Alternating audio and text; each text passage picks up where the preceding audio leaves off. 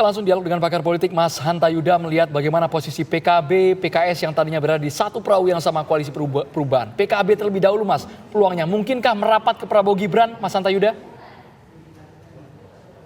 Andrew, bukan mungkin, tapi sangat mungkin sekali PKB masuk ke dalam koalisi pemerintahan. Karena ini sudah sejak awal kita bisa melihat potensi meleburnya kekuatan partai-partai di 01 ke dalam koalisi 02 yang memenangkan Pilpres. Kalau kita baca, Andro, indikasi politiknya itu dari pergerakan, intensitas pergerakan politik antar tokoh sentral di kubu ini itu semakin intensif.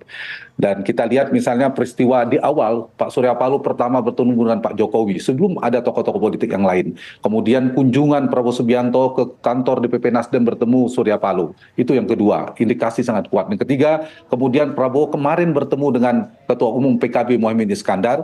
Kemudian Anies Baswedan memberikan indikasi kuat hadir dalam penetapan penguatan di KPU kemarin hari. Kemudian juga kita tahu ada pertemuan Nasdem dan PKS meskipun ini dalam tali temali benang yang berbeda barangkali dengan PKS. Kemudian terakhir mungkin ada pertemuan lagi Prabowo dan Pak Surya Paloh. Jadi kalau dibaca tendensinya, Andro, maka dengan intensitas yang terus menaik ini, komunikasi, negosiasi, dan lobby-lobby politiknya, maka semakin kuat sesuai prediksi kita, sering kita diskusikan sejak 14 Februari yang lalu, Andro, di TV One, bahwa yang pula berpeluang masuk ke dalam kabinet saya saat itu di TV One mengatakan adalah Partai Nasdem dan Partai Kebangkitan Bangsa. Dan indikasi ini menguatkan itu. Apalagi di saat yang sama belum kunjung terrealisasi pertemuan dengan Ibu Mega dalam konteks membidik PD Perjuangan. Oke, konteks PKS bagaimana Mas? Singkat Mas Hanta. Tadi kan Nasdem PKB sangat memungkinkan. Kalau PKS?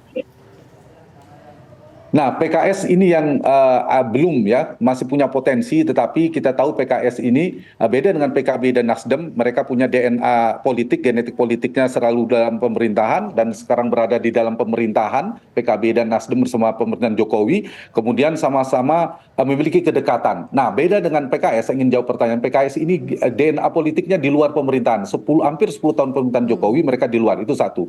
Yang kedua, mereka juga punya pengalaman yang cukup lama ya, seperti saya katakan tadi, DNA politiknya dan garis basis pemilihnya, konstituennya itu lebih cenderung mengendaki di luar pemerintahan.